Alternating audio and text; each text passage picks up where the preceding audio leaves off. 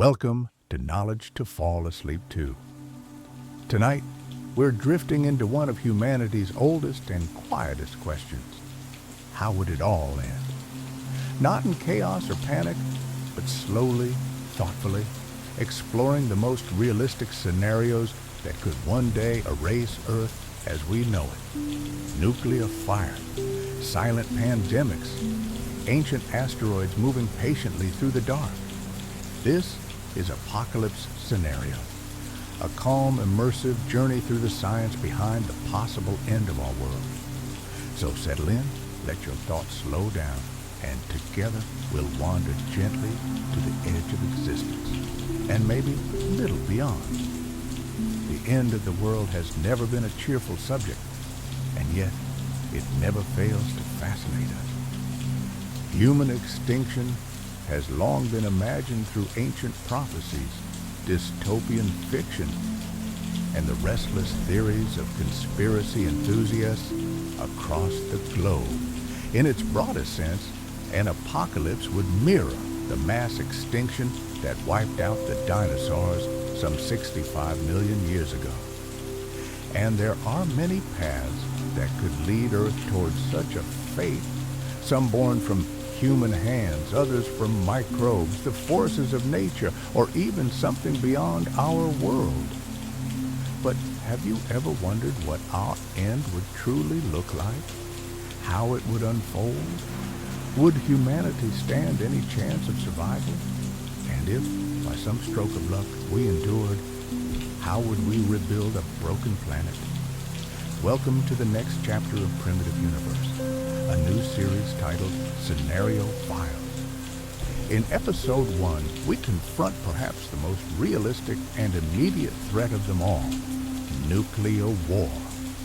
Before we go any further, we must first define what we mean by the end of the world. In the simplest sense, it suggests the complete destruction of Earth itself.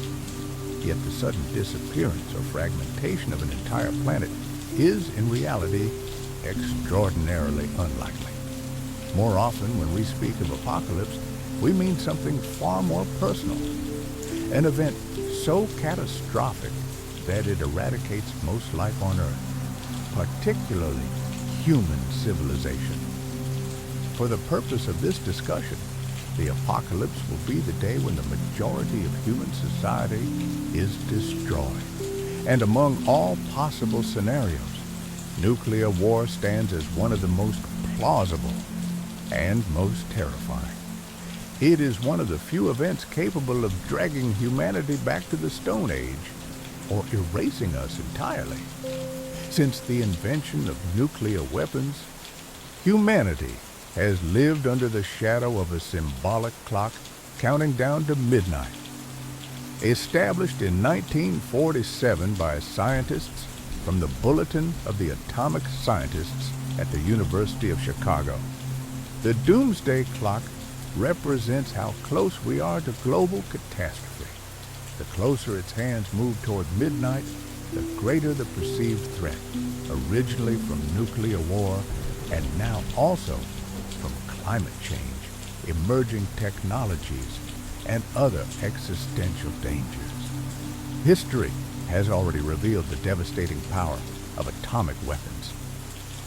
In 1945, Japan became the first nation to experience nuclear destruction.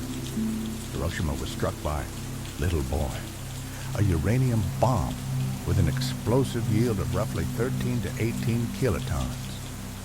In an instant, the city was flattened.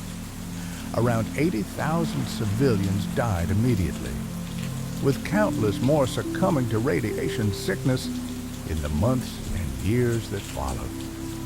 3 days later, Fat Man, a plutonium-based bomb even more powerful than the first, detonated over Nagasaki with a yield of approximately 21 kilotons.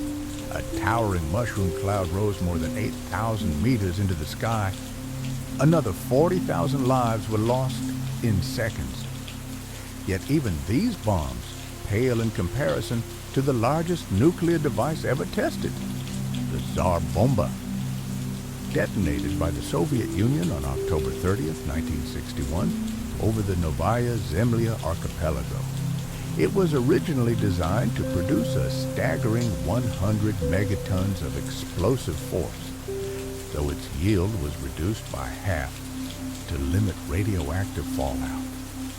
Even at 50 megatons, its power was unimaginable, roughly 10 times greater than all the explosives used during World War II combined, including the bombs dropped on Hiroshima and Nagasaki. So, how many nuclear weapons exist today? At the height of the Cold War in 1986, the global stockpile exceeded 70,000 warheads. While arms reduction treaties have since lowered that number, the world still possesses approximately 12,705 nuclear warheads as of January 2022. 9 countries currently hold them: the United States, Russia, China, France, the United Kingdom, India, Pakistan, Israel, and North Korea, with other nations suspected of pursuing nuclear capabilities. Russia maintains the largest arsenal, with nearly 6,000 warheads, over 1,500 of them deployed and ready for launch. The United States follows closely behind with more than 5,400, including approximately 1,750 actively deployed. China, France, the United Kingdom, Pakistan, India, and Israel possess smaller but still formidable stockpiles. Humanity has more than enough firepower to destroy itself many times over.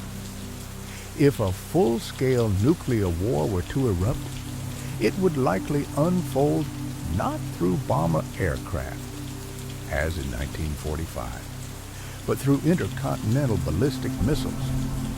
These weapons can travel more than 5,500 kilometers at speeds exceeding 20 times the speed of sound.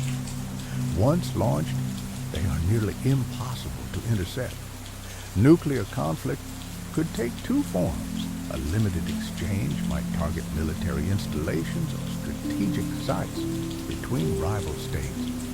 But a full-scale nuclear war would be far more devastating, involving thousands of warheads aimed not only at military targets, but at cities, infrastructure, and civilian populations. Such an assault would aim to obliterate a nation's economic, social, and governmental foundations in a matter of hours. Currently, around 4,000 nuclear warheads remain on high alert worldwide. Coincidentally, there are roughly 4,037 cities across the globe, with populations exceeding 100,000 people. In a worst-case scenario, nearly every major city could be struck. An estimated 56% of the world's population, more than 4.3 billion people, could die almost immediately. And yet, even that unimaginable number might not mark the true end, because the explosions would only be the beginning. Thousands of nuclear detonations would ignite massive firestorms, sending thick clouds of smoke and soot into the upper atmosphere. These particles could remain suspended for years, blocking sunlight from reaching Earth's surface. The planet would enter what scientists call a nuclear winter. In the first few years, global temperatures could drop by approximately 1.5 degrees Celsius. That may not sound dramatic, but for comparison, the Little Ice Age saw average global temperatures fall by only about 0.5 degrees. The catastrophic eruption of Mount Tambora in 1815, one of the largest volcanic events in recorded history, also lowered global temperatures by roughly 0.5 degrees. A nuclear winter would be far more severe. Sunlight would dim, growing seasons would collapse, crops would fail worldwide, ecosystems would unravel. And in the darkness and cold that followed, famine, not fire, might become humanity's final executioner. And yet, from that small drop in temperature alone, the entire planet endured a year of misery, a year history remembers as the year without a summer. In 1816, while abnormal snow and ice spread across large parts of the northern hemisphere, crops failed. Food shortages turned into hunger, and hunger turned into panic. People were forced to sell their livestock because there was nothing left to feed them. Rivers that should have flowed freely were recorded as frozen for months at a time. And in places where summer should have been gentle and green, snow fell as if the seasons had simply broken. So imagine what happens when the sky is darkened not by a volcano, but by the soot and smoke of thousands of nuclear firestorms. Even if billions of people somehow survive the initial blasts, even if they live far from the glowing centers of impact, the world they inherit would still be designed to kill them. Decades of violent cold, toxic air, a collapse of agriculture, a slow, grinding famine that doesn't arrive in one dramatic moment, but in endless weeks, where the shelves never refill and the soil stops cooperating. And that still wouldn't be the worst of it. There is one more silent weapon born from those explosions, a threat so persistent it can outlive the survivors themselves. Radiation. In a full-scale nuclear war, the amount of radioactive material released into the environment could be hundreds of times greater than what was dispersed by the 1986 Chernobyl disaster. Even today, the name Chernobyl still carries a kind of horror across Europe. Not because of what people saw, but because of what they couldn't. Invisible particles drifting on the wind, settling into fields, forests, and water. Now scale that up to a planet-wide event. Tens of millions of square kilometers, potentially vast portions of Earth's surface, could become contaminated, transformed into long-lasting dead zones. And it wouldn't stop at the land. Seas and rivers would no longer be safe. Radioactive dust would travel on global winds, clinging to the little food that remains, poisoning what people are forced to eat. Radiation doesn't always kill quickly. Sometimes it takes its time. It moves through the body like a slow fire, destroying cells, unraveling tissue, corrupting the immune system, until death arrives not with an explosion, but with a long and brutal decline. Skin cancer, lung cancer, bone cancer, and beyond that, an even darker legacy. Genetic damage passed down through generations, like a curse that outlives the war itself. In just months, a planet once overflowing with life could become a world of ash and ice, beautiful from orbit and lethal up close. So the question becomes unavoidable. Is there any way to survive? Can this planet be saved? And if humanity remains, how could we ever rebuild? In the first day after a nuclear war ends, the people far from the blast zones would face a single urgent reality. They must disappear underground. They would need a hidden shelter, large, sealed, and built not for days, but for years. It would need living space, ventilation, power, and the ability to produce or store food long enough to endure the radioactive dust and soot hanging in the atmosphere. And even when the skies finally begin to clear, the waiting would not be over. Because while the dust may fall back to Earth after years, radiation can take centuries to decay to safer levels.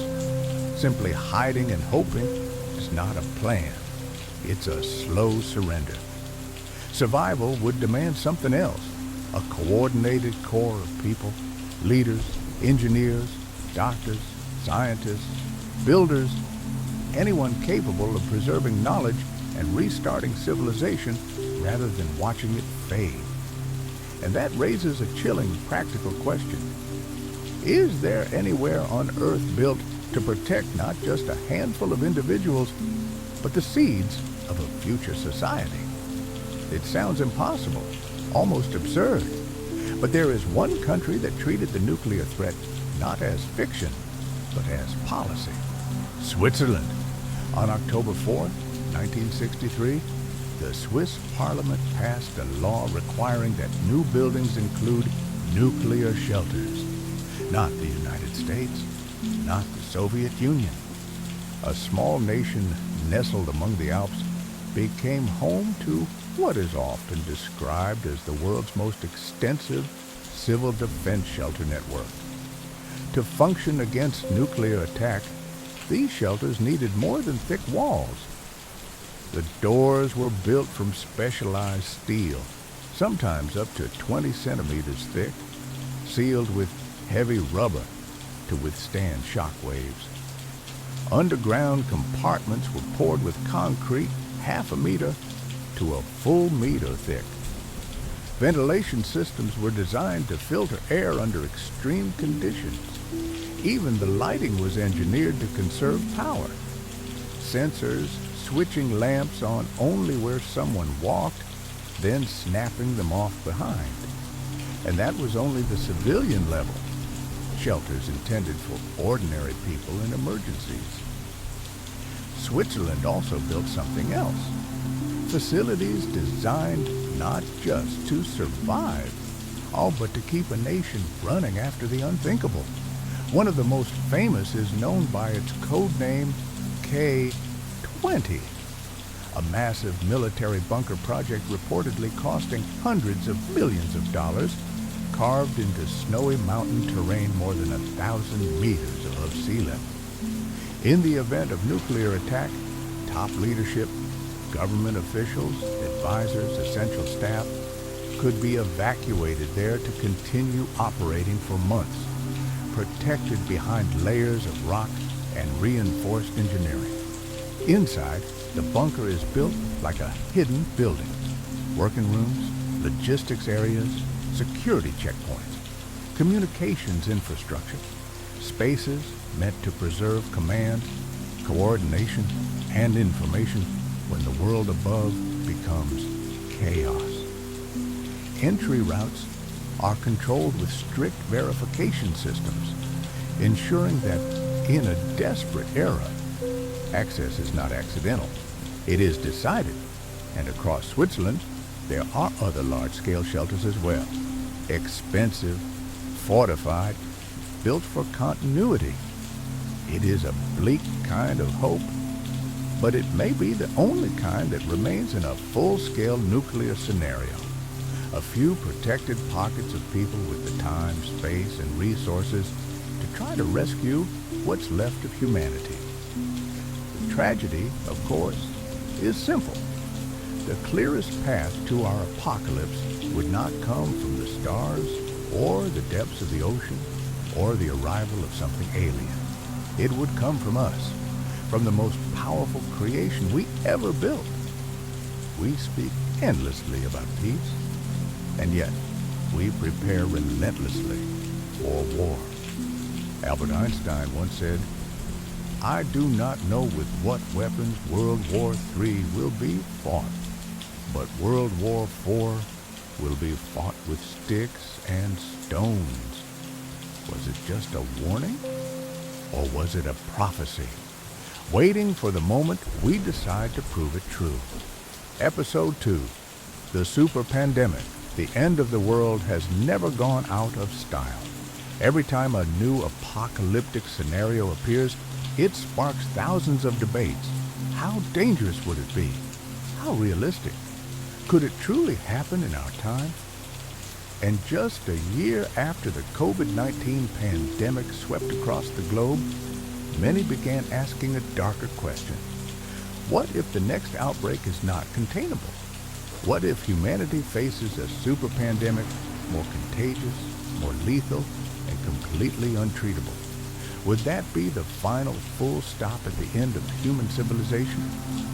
At its core, disease is something humanity does not fully control. It can emerge at any moment. All we can do is react, contain, suppress, adapt. Today, we explore another existential scenario, one that threatens not cities or infrastructure first, but the fragile biology of our own bodies. Before diving deeper, consider a few numbers. Every minute, approximately 105 people die worldwide from various causes. That translates to more than 55 million deaths per year. Of those, nearly 78% are due to disease. Accidents, wars, natural disasters, and violence account for the rest. More striking still, infectious and parasitic diseases alone account for roughly 30% of global deaths. Infection, therefore, is not a minor threat. It is one of the most powerful forces shaping human mortality. An infectious disease is, at its simplest, an illness that spreads from one individual to another. It may be caused by bacteria, viruses, fungi, or parasites. Transmission pathways are diverse and often unpredictable, through air, food, water, touch, or even from mother to child before birth. When an infectious disease spreads rapidly and widely for more than a couple of weeks, it becomes an epidemic. On a global scale, it becomes a pandemic. But to push humanity toward extinction, a disease would need to reach a scale never seen before. Have we ever faced anything close? History suggests we have come frighteningly near. In 1918, the Spanish flu became the largest influenza pandemic in recorded history. In just 1 year, it killed between 50 and 100 million people, roughly 2.5 to 5% of the global population at the time. What makes it even more unsettling is that influenza never truly disappeared. Descendant strains continue to recombine with seasonal flu viruses, all giving rise to new outbreaks in 1957, 1968, and 2009, each claiming millions more lives. The Spanish flu did more than kill. It overwhelmed funeral homes. Bodies piled up, awaiting burial. Families dug graves for their own loved ones. Businesses closed as employees fell ill. Farms suffered because there were not enough workers to harvest crops. Local healthcare systems collapsed under the weight of infection. By the summer of 1919, the virus weakened, largely because so many had already died or developed immunity. Yet at the time, there was no effective treatment and no coordinated global effort to halt its spread. And still, it was not the deadliest pandemic in human history. That grim title belongs to the Black Death. Between 1348 and 1350, the plague tore through Asia and Europe. At its peak in Europe, it wiped out between 30% and 60% of the population. Nearly 50 million people died. Globally, the population fell from an estimated 450 million to as low as 350 million by 1400. Modern DNA analysis of victims' remains revealed the culprit, Yersinia pestis, a bacterium carried by fleas living on rats. It traveled from Asia to Europe along trade routes, transforming societies forever. Europe required nearly 150 years to recover its population levels. And then there is HIV/AIDS. Since its identification in the 20th century, HIV has killed tens of millions of people. Despite decades of research, There is still no definitive cure. Treatments exist to manage it, but the virus remains embedded in human history as a reminder that not every disease is easily defeated. So, history is no stranger to devastating pandemics. But could a disease truly end humanity, as so often portrayed in films? Most of us have experienced influenza at least once, often many times. A few days of rest, some medication, and recovery follows. We rarely fear the common flu because we understand it. We expect to survive it. But imagine a pathogen that behaves differently. Imagine a virus with the contagiousness of measles, the lethality of Ebola, an incubation period long enough to spread silently across continents, and a mutation rate so rapid that vaccines become obsolete before they can be distributed. Air travel would carry it across oceans in hours. Dense cities would amplify transmission. Hospitals would fill, then fail. Supply chains would fracture as workers fall ill. Power plants, communication systems, food distribution networks all depend on healthy human operators. If mortality reached extreme levels, 50%, 70%, even 90%, civilization would not collapse in one dramatic moment. It would unravel. Cities would empty. Trains would stop mid-route. Airplanes would remain grounded on silent runways. Without maintenance, electrical grids would shut down within weeks. Nuclear facilities would require emergency protocols. Supermarkets would be looted, then abandoned. Nature would begin reclaiming concrete and steel. And unlike nuclear war, this apocalypse would be invisible. No mushroom clouds, no firestorms, just fever, breathlessness, silence. The terrifying possibility of a super pandemic lies not only in its ability to kill, but in its ability to outpace our response. A pathogen that spreads before symptoms appear. One that mutates beyond vaccine. One that crosses species barriers and returns in new forms. In such a world, isolation would become survival. Remote island nations, Australia, New Zealand, Iceland, might temporarily shield themselves through geographic separation. But even oceans are no guarantee in a hyper-connected age. So the question remains, if a super pandemic struck, unstoppable, untreatable, would humanity endure? Or would our greatest strength, global connection, become the very mechanism of our extinction? But have you ever realized that this seemingly ordinary, almost harmless illness, the common flu, is likely the reason you have taken more medicine in your lifetime than for anything else? It sounds absurd, doesn't it? Even today, modern medicine is still in many ways powerless against influenza, the most widespread viral disease on Earth, and ironically, one of the least severe in most cases. In reality, none of the flu medications you take truly cure the flu. They only reduce symptoms or shorten the duration of illness. Even the flu vaccine offers only temporary protection. To remain protected, you must receive it regularly. Why? Because influenza is defined by its ability to change. The flu virus constantly mutates over time. These mutations alter the proteins, the antigens, on its surface. When you are infected, your immune system produces highly specific antibodies designed to recognize those antigens. But once the virus changes its outer structure, those previously formed antibodies may no longer recognize it. Immunity fades. Protection weakens.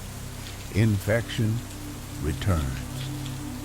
To make matters worse, there are more than 200 different viruses capable of causing common cold-like symptoms around us. And viruses unlike bacteria, operate in a fundamentally different way inside the human body. A flu virus does not simply multiply freely in the bloodstream. After entering through the nose or throat, it attaches itself to the membrane of a host cell. It pierces that membrane and injects its genetic material, its RNA, into the cell. Then, instead of reproducing independently, it hijacks the cell's internal machinery, forcing it to manufacture new viruses from within. The virus hides inside us, and that is the problem. To eliminate a virus, medicine would need to destroy or suppress it. But when the virus is inside our own cells, killing it risks killing the cell itself. It becomes like trying to smash a mouse while it hides inside a fragile glass bottle. Now imagine this. What if the mutation rate of influenza-like viruses accelerates beyond our ability to track them? What if they become more aggressive, no longer causing mild headaches and runny noses, but acute respiratory failure, severe neurological damage, and rapid organ collapse? What if a perfectly healthy adult could die not in weeks, but in hours? With airborne transmission, a global outbreak would be inevitable. Airplanes would carry it across continents before symptoms even appear. Scientists would struggle to design vaccines in time, only to find them obsolete by the moment they are distributed. Governments would issue temporary emergency measures. Borders would close. Citizens would be urged to stay indoors. But panic spreads faster than policy. Fear would lead to hoarding. Hoarding would lead to riots. Supply chains would fracture under pressure. International organizations, the United Nations, the World Health Organization, the Red Cross, would find themselves chasing a pathogen that moves faster than coordination itself. Production halts. Services collapse. Military and security forces would struggle to maintain order among the remaining population. Hospitals would overflow beyond capacity. Medical staff would fall ill. Bodies would accumulate faster than they could be buried. Within months, a planet once teeming with life could become a mass grave for more than 90% of its population. Only a small fraction might survive. Those isolated on remote islands, those who retreat to polar regions, or those in nations geographically separated enough to seal themselves off in time. Countries like New Zealand or Australia, distant and capable of strict border control, might delay the inevitable.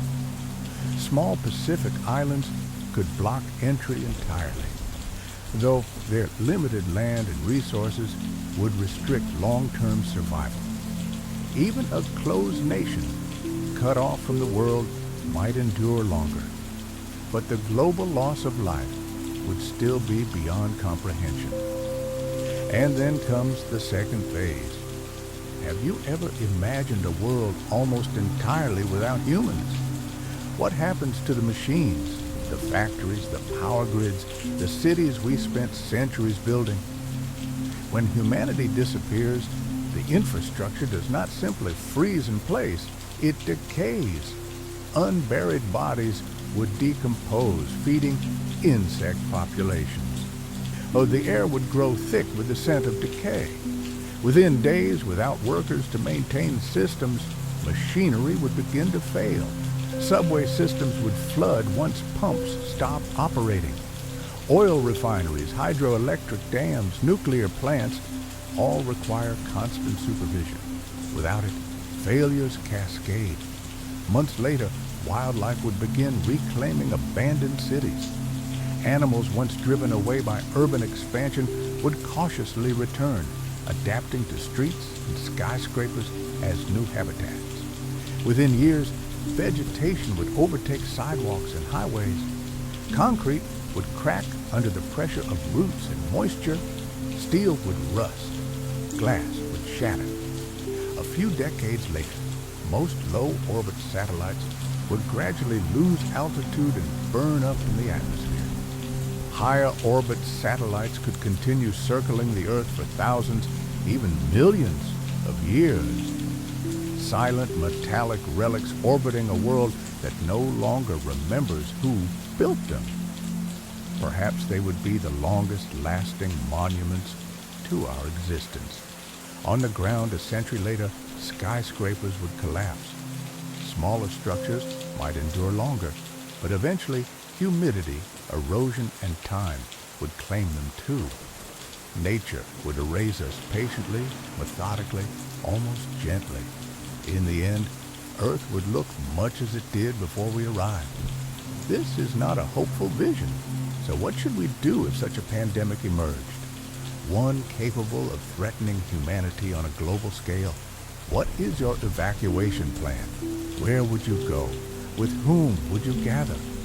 How would you build a community strong enough to isolate itself and survive until the storm passes? Humanity would face two choices. The first, abandon Earth altogether, escape into space, leaving behind the infected world. A radical and currently unrealistic solution. The second, fortify. Build self-sustaining, isolated communities large enough to preserve knowledge, agriculture, medicine, and governance. Wait out the pandemic, then rebuild until interstellar migration becomes possible.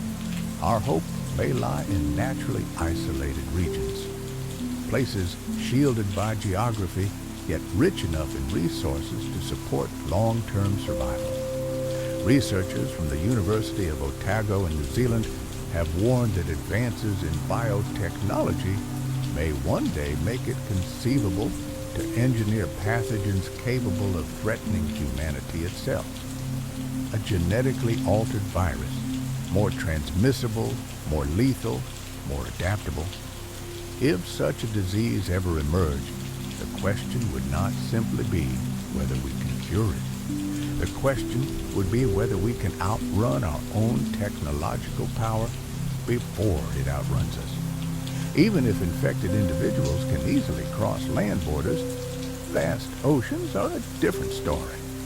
A truly isolated island, self-sufficient, geographically detached, and capable of sealing itself off, might stand a real chance of protecting a community from global contagion. Such a place would need more than distance. It would require fertile land, fresh water sources, stable infrastructure, and a population large enough to preserve knowledge across multiple disciplines: medicine, engineering, agriculture, governance. If humanity hopes to rebuild after catastrophe, it cannot rely on a handful of survivors. It would need a functioning society in miniature. So where could such a refuge exist? Researchers suggest that the ideal sanctuary would be a sovereign island nation with no shared land borders, recognized internationally, at home to at least 250,000 people. Anything smaller would struggle to sustain a complex, technologically advanced community capable of long-term survival and eventual reconstruction. By these criteria, several island nations stand out. Australia, vast and resource-rich. New Zealand, geographically remote with strong agricultural capacity. Iceland, isolated in the North Atlantic with geothermal energy and a relatively small, manageable population. From such places, a high-tech society might endure, shielded long enough to reorganize and one day help humanity rise again. But there is another hope we have not yet mentioned. A final safeguard. A backup plan not for cities or governments, but for life itself. Deep within a mountain on the remote Arctic archipelago of Svalbard, halfway between mainland Norway and the North Pole, lies a facility often referred to as the Doomsday Vault. Officially known as the Svalbard Global Seed Vault, construction began in 2006 and it opened in 2008. Carved into permafrost and reinforced by layers of rock, it is one of the most secure facilities on Earth. Its mission is simple yet profound: to preserve the agricultural heritage of humanity in case of global catastrophe. More than 1 million seed samples from around the world, sent by nations including Brazil, the United States, Germany, Morocco, Mali, Israel, and Mongolia, are stored in its underground chambers. Each contributing country retains ownership of its seeds and may reclaim them when needed. The vault can ultimately store up to 4.5 million distinct crop varieties. The seeds are kept at minus 18 degrees Celsius, a temperature low enough to dramatically slow biological degradation.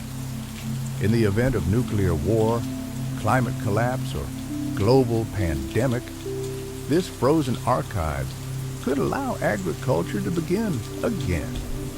If the human population were reduced to scattered enclaves, the seeds beneath Svalbard might represent the blueprint for a second beginning, a faint light, but a real one. Episode 3, Asteroid Impact. Among all the possible end-of-the-world scenarios, asteroid impact may be the most ancient and perhaps the most chilling. When we think of mass extinction, we think of the dinosaurs. 66 million years ago, an asteroid ended more than 150 million years of reptilian dominance on Earth. It did not negotiate. It did not hesitate. Once it struck, the world changed irreversibly. If such an event were to happen again, could we survive it? How large would an asteroid need to be to wipe out humanity? And is there any conceivable way to prevent such a disaster? First, we need to clarify what an asteroid impact truly means. Space is filled with debris of many sizes. At the smallest scale, there is cosmic dust, microscopic particles less than a micrometer in diameter. Larger than that are meteoroids, rocky or metallic fragments ranging from a few micrometers up to about 1 meter across. Beyond that are asteroids, bodies ranging from 1 meter to nearly 1,000 kilometers in diameter. When any of these objects enter Earth's atmosphere, they are generally referred to as meteors. Most are so small that they burn up completely before reaching the surface. On a clear night, when many enter at once, we see them as meteor showers, brief streaks of light across the sky. Only a small fraction survive atmospheric entry. Those that do can strike the ground with tremendous force, forming impact craters and causing localized destruction. But not everything that falls from space is a meteorite. Debris from artificial satellites, for example, does not fall into the same category.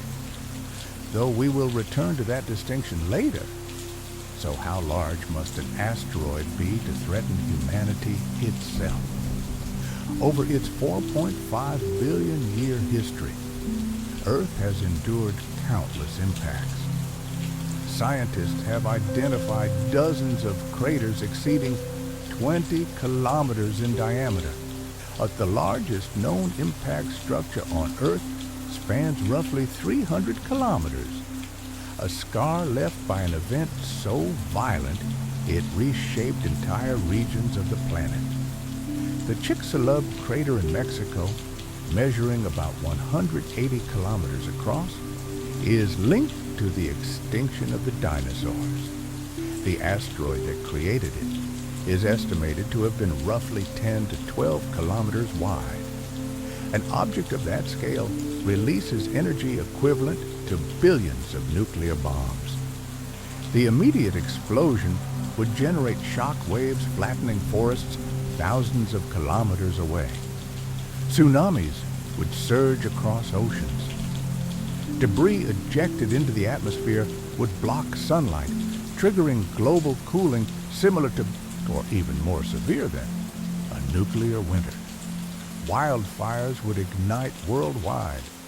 Food chains would collapse. Unlike a pandemic or nuclear war, this disaster would not be caused by human error. It would arrive from the darkness of space, indifferent to borders, politics, or preparedness.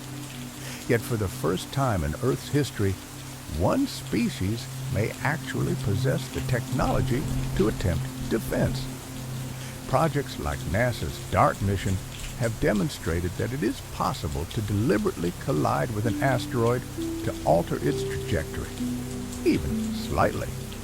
A tiny change, applied years in advance, could mean the difference between impact and safe passage. Other proposals include launching multiple rockets to nudge threatening objects off course, detonating nuclear devices nearby to deflect them, or even altering their surface properties so solar radiation slowly shifts their path. None of these methods are guaranteed, but they represent something new in the long history of planetary extinction events. The possibility of intervention. The dinosaurs never saw it coming.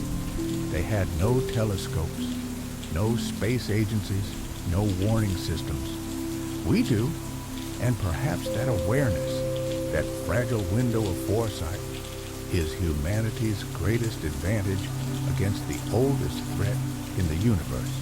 And if you think Earth's worst scars are small, history disagrees. Some impact craters were once hundreds of kilometers wide, so large that from the ground you wouldn't even recognize them as craters. The first one we have to mention is restless in South Africa. Long ago, its rim may have stretched close to 300 kilometers across, though erosion has worn it down over nearly 2 billion years. From what remains, scientists estimate the asteroid that created it was roughly 10 to 15 kilometers wide. And here's the uncomfortable truth. You don't need a dinosaur killer to shake the whole planet. A space rock just over 1 kilometer can already trigger global consequences. Widespread fires, sunlight blocking dust, and climate disruption that lasts not days, but months to years. If something like the Redford impact happened in the modern world, it wouldn't just break cities, it would break seasons. But the most infamous crater in Earth's memory lies much closer to our own timeline. The second is Chicxulub, buried beneath the Yucatan Peninsula in Mexico, about 180 kilometers wide and far younger than Redford. It formed 66 million years ago, and it's tied to the extinction that ended the age of the dinosaurs. Even trying to describe that moment feels like describing a myth with numbers. The impact released energy on a scale that makes our strongest weapons seem like sparks. In the instant of collision, thousands of cubic kilometers of rock would have melted and vaporized. Entire layers of Earth's crust were blasted upward, some thrown so high they briefly escaped into space. But the planet pulled them back. And when they returned as a storm of fire. Fragments re-entered the atmosphere glowing white-hot, turning the sky into a furnace. They rained across continents like burning hail, igniting forests and grasslands on a global scale. Whole regions would have died, not from the impact itself, but from the heat that arrived afterward. Fast, relentless, and everywhere. At the center of the strike, a crater nearly 200 kilometers wide was carved into the ground, a wound so deep it reached tens of kilometers down. Within roughly 1,000-kilometer radius, life would have been erased so thoroughly that even the silence would feel scorched. And if the asteroid struck the ocean, things wouldn't be gentler. They would be worse in a different way. Mega tsunamis, possibly towering kilometers high near their source, would have raced outward, tearing coastlines apart like paper. It sounds like the end already, but it still isn't the darkest part.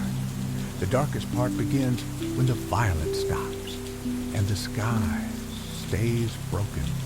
The impact would have blasted unimaginable amounts of dust, soot, and debris into the upper atmosphere, forming a thick global veil that could block sunlight for years. Temperatures would plunge. Photosynthesis would falter. The crops would fail. Food chains would collapse from the bottom up. The world wouldn't simply be damaged, it would be starved. And in a starving world, survival becomes something smaller than civilization. It becomes shelter, hunger, and time, measured not in days, but in the slow counting of winters that refuse to end. That said, an extinction-level asteroid impact is generally considered far less likely, at least in the near term, than disasters we create ourselves. And unlike the dinosaurs, we have one advantage: we can watch the sky. Space agencies track near-Earth objects continuously, mapping their orbits and refining predictions as new data arrives. For example, one of the most famous names in the public imagination is 99,942 Apophis, an asteroid a few hundred meters across. For years, it was discussed as a potential concern, with distant, low-probability projections floating through headlines. But as observations improved, the most frightening scenarios were narrowed, recalculated, and, crucially, reduced in risk. Even so, unlikely is not the same as impossible, because the universe doesn't need to be cruel to be dangerous. It only needs to be indifferent. That's why planetary defense exists, not as science fiction, but as engineering. In March 1989, an asteroid about 800 meters wide passed close enough to remind us how thin our safety margin can feel. In everyday life, hundreds of thousands of kilometers sounds enormous. In space, it's a near miss, like a fast-moving ball passing close enough to brush the edge of a goal. If an object that size struck Earth, it wouldn't wipe out all life, but it could cause catastrophic regional destruction. A blast equivalent to hundreds of thermonuclear weapons, a crater spanning kilometers, shock waves flattening everything for tens of kilometers, and enough dust lofted into the atmosphere to disrupt climate patterns and ecosystems. If it hit the ocean, the resulting tsunamis could kill hundreds of millions along coastlines. So the question isn't only what could happen, it's what can we do? By the 2000s, astronomers had identified the vast majority of near-Earth objects larger than 1 kilometer, the ones most likely to cause global effects. But most is not all, and orbits can evolve. A small gravitational nudge here, a close flyby there, and a harmless path can shift into a dangerous one over time. So alongside detection, we began testing deflection. NASA's DART mission, short for Double Asteroid Redirection Test, was designed to prove a simple idea. You don't have to destroy an asteroid to save the planet. You only have to move it, even slightly. The target was a binary asteroid system. The spacecraft struck Dimorphos, the smaller companion orbiting a larger body named Didymos. The impact changed Dimorphos' orbit measurably. The shift may sound small on paper, but in space, a small change made early can become a vast difference later. A tiny adjustment today can turn a future collision into a clean miss. And DART isn't the only concept. China has discussed proposals involving multiple heavy rockets, coordinated impacts designed to nudge a potentially hazardous asteroid off course over time. The point is the same. If you act early enough, you don't need an extreme solution. Of course, there's always the option that sounds most powerful: nuclear devices. Some studies suggest nuclear standoff bursts could be dramatically more effective than non-nuclear methods at changing an asteroid's trajectory. But the risks are not trivial. Fragmentation could turn one incoming object into many. Predictability, our most precious resource in planetary defense, could collapse into chaos. That's why many experts favor deflection over destruction. And beyond force, there are quieter ideas too, methods that use sunlight itself. If you could change how an asteroid absorbs or reflects solar radiation, by altering its surface, for instance, you could gradually shift its orbit over time. The physics is elegant, almost gentle, a slow, persistent push from the sun. The challenge is obvious, and almost humorous in its simplicity. How do you paint a speeding mountain in the emptiness of space? So for the near future, we don't need to live in fear of the sky. But we also can't forget what the Earth has already endured. We have seen craters the size of countries. We have evidence of nights that turned into years and summers that stopped arriving. And we know with quiet certainty that impacts will happen again, whether in our lifetime or long after we're gone. The real question is whether the next time something begins falling toward Earth, it will remain a natural disaster, or become the first extinction event in history that a species saw coming and chose to stop. And with that, our journey through these apocalypse scenarios comes to an end. Thank you for staying with me until the last frame. We'll meet again soon in the next exploration. If you're still awake, you can continue to the next chapter. Otherwise, I hope you sleep deeply and dream gently. Good night.